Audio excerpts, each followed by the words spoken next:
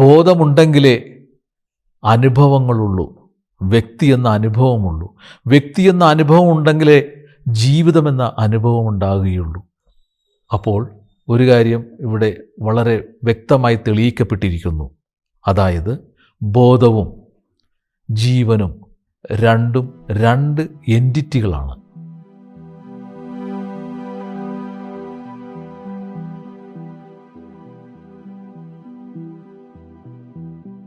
ബോധശാസ്ത്രത്തിൻ്റെ മൂന്നാമത്തെ എപ്പിസോഡിലേക്ക് മാന്യ ശ്രോതാക്കൾക്ക് സ്വാഗതം. കഴിഞ്ഞ എപ്പിസോഡിൽ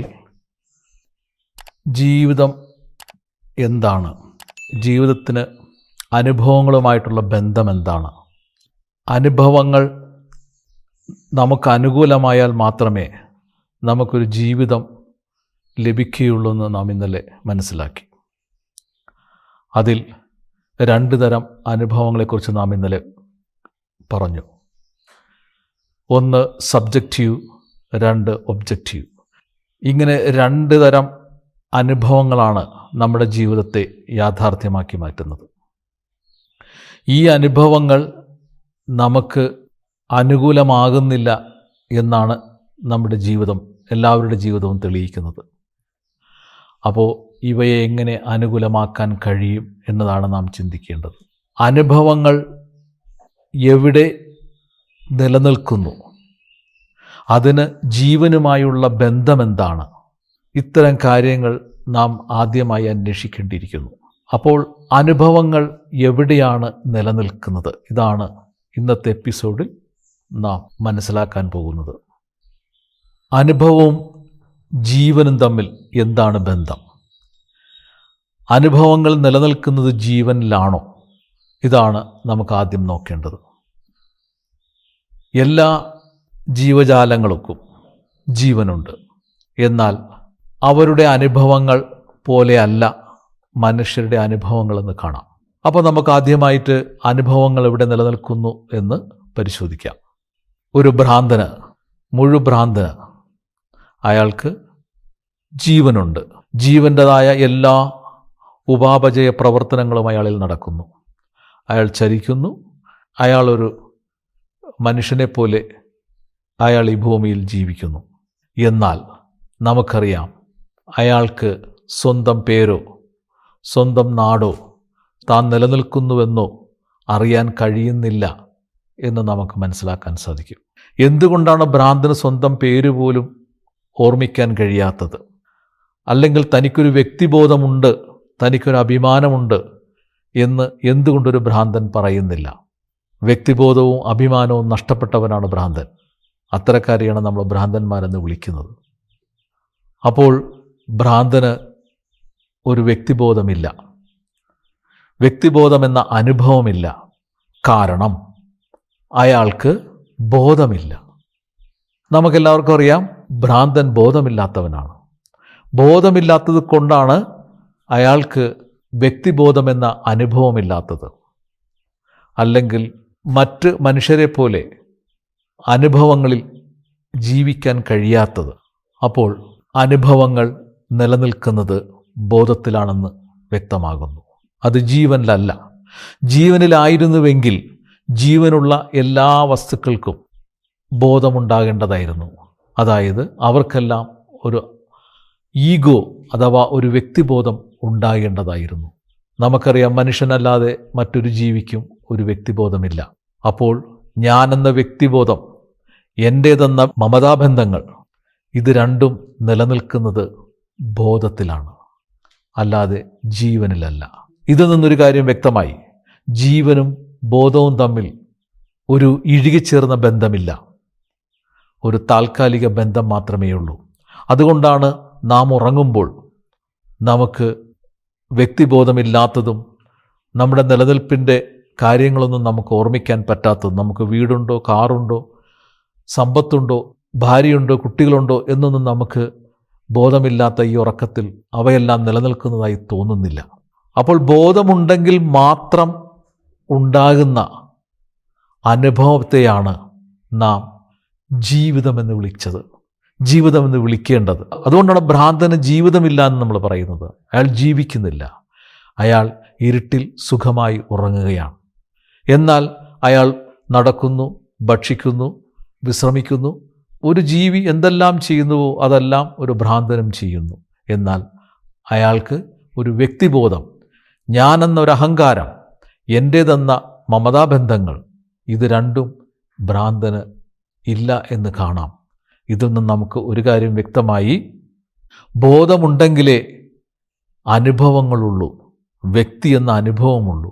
വ്യക്തി എന്ന അനുഭവം ഉണ്ടെങ്കിലേ ജീവിതമെന്ന അനുഭവം ഉണ്ടാകുകയുള്ളൂ.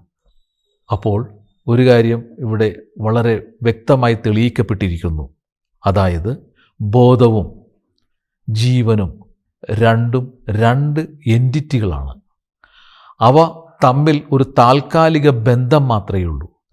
ആ ബന്ധം നമ്മുടെ മസ്തിഷ്കത്തിൽ ഒരാഘാതമേറ്റാലോ അല്ലെങ്കിൽ അതിലെന്തെങ്കിലും മാറ്റം വരികയോ ചെയ്താൽ ആ ലിങ്ക് നമുക്ക് നഷ്ടപ്പെട്ടു പോകുമെന്ന് ഭ്രാന്തൻ തെളിവ് നൽകുന്നു. അപ്പോൾ ഒരു കാര്യം വ്യക്തമായി, നമ്മുടെ അനുഭവങ്ങൾ എല്ലാം നിലനിൽക്കുന്നത് ബോധത്തിലാണ്. അപ്പം അതുകൊണ്ട് നമുക്ക് തീർത്തും വ്യക്തമായും പറയാം, ജീവജാലങ്ങൾക്ക് അനുഭവങ്ങൾ ഇല്ല. അപ്പോൾ നമുക്ക് കാണാമല്ലോ അവ ചില അനുഭവങ്ങളിൽ പ്രതികരിക്കുന്നതായിട്ട്. അത്തരം അനുഭവങ്ങളെ നാം അനുഭവങ്ങളെന്നല്ല പറയേണ്ടത്, ഇൻസ്റ്റിങ്ക്റ്റ് അഥവാ ഉൾപ്രേരണ എന്നാണ് നാം അതിനെ വിളിക്കേണ്ടത്. അങ്ങനെയാണ് ശാസ്ത്രം അതിന് പേര് നൽകിയിരിക്കുന്നത്. മൃഗങ്ങൾ സാഹചര്യങ്ങളോടും അല്ലെങ്കിൽ പ്രകോപനങ്ങളോടൊക്കെ പ്രതികരിക്കുന്നത് ഒരു ഇൻസ്റ്റിങ്ക്റ്റിലൂടെയാണ്, ഒരു ഉൾപ്രേരണയിലൂടെയാണ്, അല്ലാതെ അനുഭവത്തിലൂടെയല്ല. ഞാൻ അനുഭവിക്കുന്നു, എൻ്റെ അനുഭവമാണിത് എന്ന രീതിയിലല്ല ഒരു ജീവി മറ്റു ജീവികളോടോ അല്ലെങ്കിൽ പ്രകൃതിയോടോ പ്രതികരിക്കുന്നത്. അപ്പോൾ പ്രതികരിക്കുക എന്നത് ഒരു അനുഭവത്തിൽ നിന്ന് വരുന്നതല്ല എന്നിവിടെ വ്യക്തമാകുന്നു. അപ്പോൾ നമുക്ക് മനസ്സിലാക്കാം, ജീവജാലങ്ങൾക്ക് ബോധമില്ല, അതുകൊണ്ടാണ് അവയ്ക്ക് അനുഭവങ്ങളില്ലാത്തത്. അപ്പോൾ ജീവിതം അനുഭവങ്ങളാണെങ്കിൽ, ഈ അനുഭവങ്ങൾ ബോധത്തിലാണ് നിലനിൽക്കുന്നതെങ്കിൽ നാം ബോധത്തെക്കുറിച്ച് വളരെ വ്യക്തമായി പഠിക്കേണ്ടിയിരിക്കുന്നു. എന്താണ് ബോധം? എന്താണ് ബോധവും ജീവനും തമ്മിലുള്ള ബന്ധം? ഇതെല്ലാം നാം അന്വേഷിക്കേണ്ടിയിരിക്കുന്നു. ശാസ്ത്രം പറയുന്നു, പദാർത്ഥത്തിൻ്റെ അഥവാ ജീവൻ്റെ ഒരു ക്വാളിറ്റിയാണ് അവബോധം അഥവാ ബോധം. ബോധം എന്നത് ബ്രെയിൻ്റെ അല്ലെ മസ്തിഷ്കത്തിൻ്റെ എക്സ്റ്റൻഷൻ അഥവാ ഒരു വികാസമാണ് എന്നാണ് അവർ പറയുന്നത്. അങ്ങനെയാണെങ്കിൽ നമുക്ക് പല ചോദ്യങ്ങൾക്കും ഉത്തരം നൽകേണ്ടി വരും. അതായത്, ന്യൂറോണുകൾ കൊണ്ട് ഉണ്ടാക്കപ്പെട്ട മസ്തിഷ്കമുള്ള മറ്റ് ജീവജാലങ്ങൾക്ക് എന്തുകൊണ്ട് ഈ ക്വാളിറ്റി ലഭിക്കുന്നില്ല, ഈ ബോധം ലഭിക്കുന്നില്ല? കോടാനുകോടി ജീവജാലങ്ങളിൽ എന്തേ മനുഷ്യന് മാത്രം ഇത് നൽകപ്പെട്ടു, അല്ലെങ്കിൽ മനുഷ്യൻ്റെ ബ്രെയിനിന് മാത്രം ഇങ്ങനൊരു ക്വാളിറ്റി ഉണ്ടായി എന്ന് നാം വിശദീകരിക്കേണ്ടി വരും. മാത്രമല്ല, പദാർത്ഥങ്ങൾക്ക് വികാരമുണ്ടാകുക സാധ്യമല്ല എന്ന് വേദാന്തങ്ങൾ പറയുന്നു. പദാർത്ഥങ്ങൾക്ക് ഞാനെന്ന ഒരു ബോധമുണ്ടാകുക സാധ്യമല്ല. അപ്പോൾ ജീവൻ്റെ പദാർത്ഥങ്ങൾ, അവയ്ക്ക് ഞാനെന്ന ഒരു ബോധമുണ്ടാകുക സാധ്യമല്ല. അത് യുക്തിക്ക് നിരക്കുന്നതല്ല. അങ്ങനെയെങ്കിൽ നാം തീർച്ചയായിട്ടും ഈ ബോധത്തെക്കുറിച്ച് വ്യക്തമായി പഠിക്കേണ്ടിയിരിക്കുന്നു. പദാർത്ഥത്തിൻ്റെ ഗുണമല്ല അല്ലെങ്കിൽ ഒരു പ്രത്യേകതയല്ല ബോധമെങ്കിൽ ആ ബോധം എന്താണെന്ന് നാം അറിയേണ്ടിയിരിക്കുന്നു. ആ ബോധത്തിലാണ് നമ്മുടെ അനുഭവങ്ങൾ നിലനിൽക്കുന്നത്, അതിൽ തന്നെയാണ് നമ്മുടെ ജീവിതവും നിലനിൽക്കുന്നത്.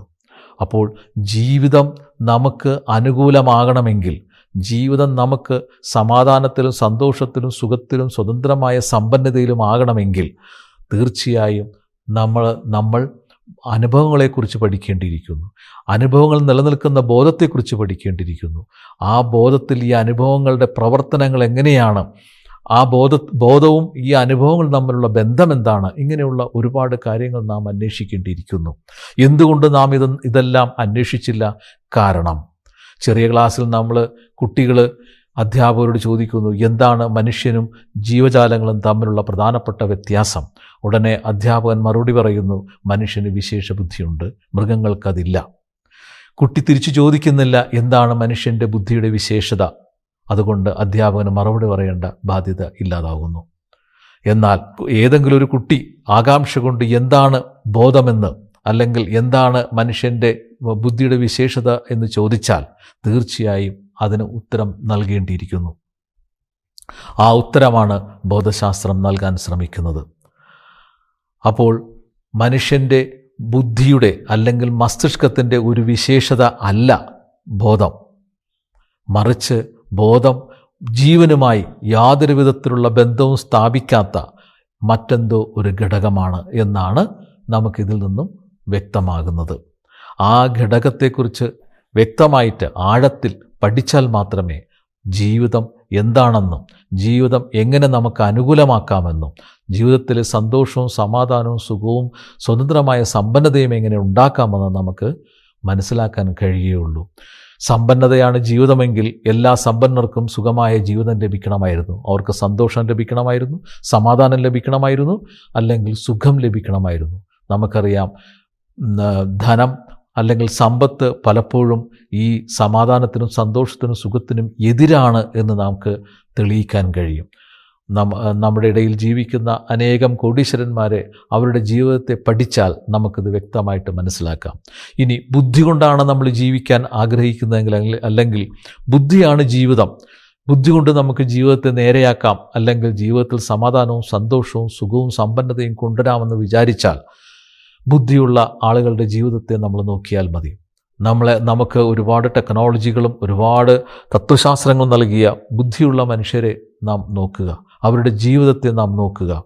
അവരെല്ലാവരും തന്നെ സാധാരണ മനുഷ്യരെക്കാളും വളരെ ദയനീയമായി ജീവിച്ച് മരിച്ചവരാണെന്ന് നമുക്ക് കാണാം. അപ്പോൾ സമ്പന്നതയും ബുദ്ധിയുമല്ല ജീവിതം മറ്റ് എവിടെയോ അല്ലെങ്കിൽ മറ്റ് ഏതോ ഒരു തലത്തിലോ ആണ് ജീവിതം, യഥാർത്ഥത്തിലുള്ള ജീവിതം കിടക്കുന്നത് എന്ന് നമുക്ക് കാണാം. അത് മനസ്സിലാക്കണമെങ്കിൽ നമ്മൾ ബോധത്തെക്കുറിച്ചും അനുഭവത്തെക്കുറിച്ചും പഠിക്കണം. അനുഭവങ്ങൾ ബോധത്തിലാണ് നിൽക്കുന്നതെങ്കിൽ ബോധവും അനുഭവങ്ങളും തമ്മിലുള്ള ബന്ധം നമ്മൾ എന്താണെന്ന് പഠിക്കണം. ഏതായാലും നമ്മൾ ഇന്ന് കണ്ടു കഴിഞ്ഞു, ബോധവും ജീവനും തമ്മിൽ യാതൊരുവിധ ബന്ധവുമില്ല, വളരെ ചെറിയൊരു ബന്ധം മാത്രമേ ഉള്ളൂ. അതിനെയാണ് ബോധശാസ്ത്രവും ലിങ്ക് എന്ന് വിളിക്കുന്നത്. വെറും ഒരു ലിങ്ക് മാത്രമാണ്, വെറും ഒരു താൽക്കാലികമായൊരു ബന്ധം മാത്രമാണ്.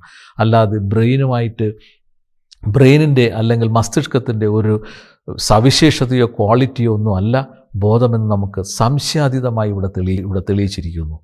ഇതിൽ ആർക്കും ഇതിന് എതിരായിട്ട് ഒരു യുക്തിയോ അല്ലെങ്കിൽ ഒരു പരീക്ഷണമോ കൊണ്ടുവരാൻ സാധ്യമല്ല. ഇതെല്ലാം നമ്മളുടെ അനുഭവമാണ്. അതായത് ഒരു ഭ്രാന്തന് ബോധമില്ല എന്നും അല്ലെങ്കിൽ നാം ഉറങ്ങുമ്പോൾ നമുക്ക് ബോധമില്ല എന്നും അപ്പോൾ നമുക്ക് ഈ പറയുന്ന യാതൊരുവിധ അനുഭവങ്ങളും ജീവിത അനുഭവങ്ങളും ഞാനെന്ന വ്യക്തിബോധവും അല്ലെങ്കിൽ എൻ്റേതെന്ന മമതാബന്ധങ്ങളും ഒന്നുമില്ല എന്ന് നമുക്ക് വ്യക്തമായി ഓരോരുത്തർക്കും നമുക്ക് തെളിയിക്കാൻ കഴിയും. അപ്പോൾ അതിന് മറ്റൊരാളുടെ ആവശ്യമില്ല, മറ്റൊരു പരീക്ഷണ സംവിധാനത്തിൻ്റെ ആവശ്യമില്ല. ബോധത്തിലാണ് നമ്മുടെ ജീവിത അനുഭവങ്ങൾ നിലനിൽക്കുന്നത് എന്ന് വളരെ വ്യക്തമായിട്ട് നമുക്ക് തെളിയിക്കാവുന്നതാണ്. അപ്പോൾ ഈ എപ്പിസോഡിൽ നിങ്ങൾ ഒരു കാര്യം വ്യക്തമായി മനസ്സിലാക്കിയിരിക്കുന്നു. അതായത് ബോധവും ജീവനും തമ്മിൽ കാര്യമായ ബന്ധമൊന്നുമില്ല, ഒരു താൽക്കാലിക ബന്ധം മാത്രമേ ഉള്ളൂ. ആ ബന്ധത്തിലാണ് നമ്മുടെ അനുഭവങ്ങളും ആ അനുഭവങ്ങളിലുള്ള ജീവിതവും നിലനിൽക്കുന്നത് എന്ന്. നന്ദി, നമസ്കാരം.